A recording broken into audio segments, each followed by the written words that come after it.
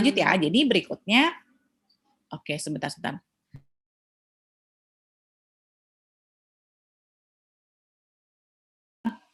Oke, jadi dalam hal ini sekarang kita berarti masuk ke pengakuan yang overtime ya. Jadi overtime pada construction jangka panjang gitu kan. Nah dalam hal ini kita nanti akan belajar juga yang situasi normal, kemudian nanti ada loss in current period. Jadi maksudnya dia 3 tahun nih, ternyata nanti di tahun kedua ada loss gitu. Karena kan nilai kontraknya nggak berubah gitu kan. Kemudian nanti kita akan masuk juga ke unprofitable contract, kontrak yang tidak menguntungkan, unprofitable contract. Kemudian ada juga pembayaran kontrak yang bervariasi. Misalnya kan ada nih, ada misalnya kalau misalnya bayarnya itu tepat waktu dapat bonus, tapi kalau bayarnya telat tuh ada penalti gitu kan dalam menyelesaikan pekerjaannya. Sekarang kita lihat contohnya. Yang di sini, Hardhat Construction Company has a contract ya to construct a bridge. Jadi dia mau membuat jembatan, ya kan? Jadi itu nilainya berapa? 4.500.000 euro. Nah, estimated cost-nya 4 juta. Nah, the contract start on July, jadi Juli 2019, kemudian the bridge is completed in October. Itu ada berapa tahun? Itu ada 3 ya. Jadi ini datanya. Jadi cost to date-nya itu di tahun 2019 ini 1 juta, kemudian nih teman-teman bisa lihat di sini. Kemudian estimated cost to complete. Kenapa di sini nggak ada di 2021 nilainya? Ada yang tahu? Karena udah selesai. Karena udah selesai ya, jadi nggak perlu lagi biaya untuk menyelesaikan kan? Karena udah selesai. Nah, jadi di sini nggak ada. Kemudian progress billing, kemudian juga ada cash collected during the year. Kita lihat contohnya.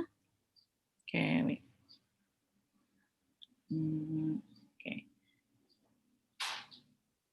Nah, jadi kalau kita lihat di sini biayanya aja 4 juta, itu berarti dia ada, kelihatan nggak di sini dia profitnya berapa? Kalau kita lihat dari soalnya ini. Di sini. 500 ya, 500 kan? Karena nilainya kan 4 juta. Ya, dia kontraknya itu senilai 4,5. Kemudian cost-nya biayanya itu perkiraannya adalah 4 juta. Ini 500 ribunya euro ya. 500 ribu euro. Nah, jadi cost sudah tadi biaya yang dia hitungnya secara kumulatif, kemudian ini juga terjadi pada periode itu gitu kan. Kita lihat, jadi kumulatifnya di sini kan dia 1 juta, kemudian 2.900.000 dan 4.050.000. Berarti di sini kalau dari soalnya ada perbedaan ya nggak sih? Kan tadi kan perkiraannya dia berapa di soal. Kita akan lihat nanti. Oke, nanti penyelesaiannya kita hitung. Kemudian, jadi langkah-langkahnya pertama kita cari dulu ya, ini ya. Jadi pertama itu kita identifikasi dulu nih biaya konstruksinya per tahun. Nah kan, jadi biayanya per tahun tadi berapa aja, ada soal ya di sini ya. Kemudian ini jadi teman-teman kan kontrak price-nya kan tadi tahu 4.500.000 nih. Pertama itu langkah-langkahnya ya. Terserah mau teman-teman catat atau gimana, itu perlu kita bikin di sini. Kita dulu. Nah, pertama berarti kita bikin ini dulu. Langkahnya itu yang, jadi langkah untuk ini ya, langkah-langkah dalam akuntansi konstruksi.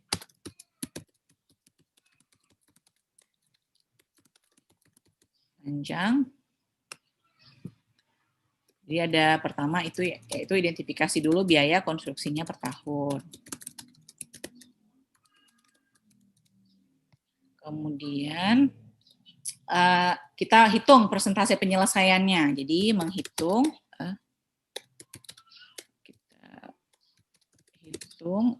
persentase penyelesaian proyeknya per tahunnya berapa gitu kan. Kemudian yang ketiga itu adalah menghitung berapa estimasi gross profit. Ya. Kemudian setelah itu nanti kita akan membuat juga schedule. Jadi schedule untuk menghitung pengakuan pendapatan biayanya per tahun ya. Jadi membuat schedule perhitungan pengakuan pendapatan. Ini kelihatan kan yang saya bikin ini? Ada, Bu. Ada, Bu. Ya, oke. Gross profit per tahunnya, ya kan? Ntar dulu. Oke. Nah, kemudian tahap berikutnya itu nanti kita akan bikin jurnal. Jadi kita membuat jurnal ya terkait pengeluaran nilai dari konstruksinya, kemudian billingnya, kemudian juga nanti ada penerimaan kas di situ ya. Kemudian berikutnya kita membuat jurnal pengakuan pendapatan. Jadi jurnal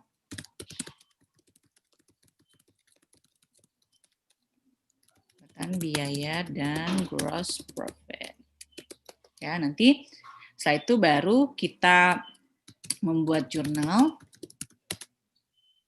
untuk menutup ya atau menghapus construction in progress. Jadi nanti akan muncul construction in progress kan, karena kan dia masih dalam tahap pengerjaan gitu. Jadi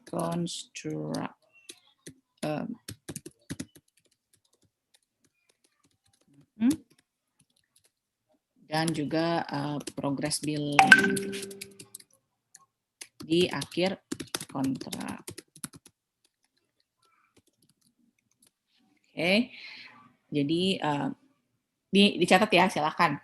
Jadi tadi ya kita udah lihat kan contoh soalnya, kalau tadi ada cost, ada apa aja, ada cost to complete juga, jadi biaya untuk menyelesaikan kontraknya. Kemudian kalau misalnya baru di 2020 tadi misalnya kan dia nilainya itu kalau nggak salah cost-nya itu 2.916.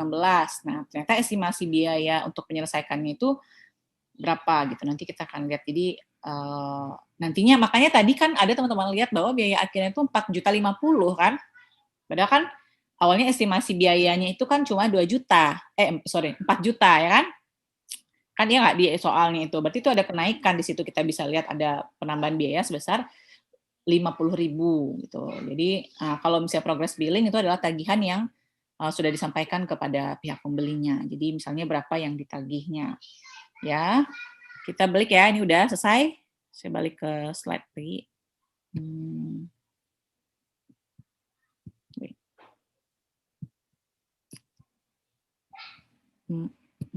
Oke. Tunggu saya buka lagi PPT-nya.